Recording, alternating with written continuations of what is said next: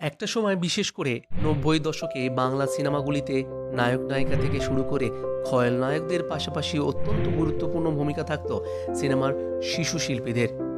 সেই সময় রঞ্জিত মল্লিক থেকে শুরু করে প্রসেনজিৎ চট্টোপাধ্যায়ের একাধিক সিনেমাতে খুদে চরিত্রে নজর কেড়েছিলেন বেশ কয়েকজন জনপ্রিয় শিশু শিল্পী।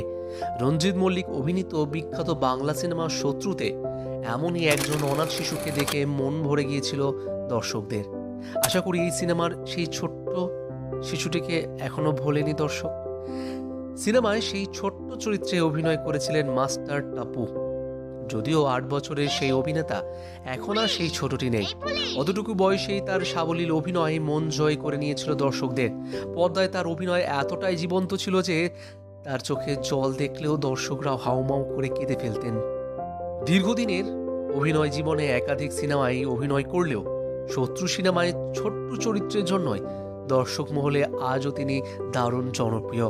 বিশেষ করে শত্রু সিনেমায় তার পুলিশ ও পুলিশ এই ডায়লগটা আজও কিন্তু মনে রেখেছে দর্শকরা। জানা যায় এই ক্ষুদে শিল্পীর অভিনয়ের হাতেখড়ি হয়েছিল জনপ্রিয় পরিচালক অঞ্জন চৌধুরীর হাত ধরে। আসলে তাপুর বাবা নৃপেন দে ছিলেন টলিউডের একজন প্রযোজক। সেই সূত্রেই টলিউড পাড়ায় তার অবাধ যাতায়াত ছিল।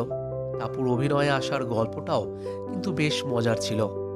জানা যায় সেই সময় অঞ্জন চৌধুরীর শত্রু সিনেমার জন্য একজন শিশু শিল্পীকে খুঁজছিলেন তিনি।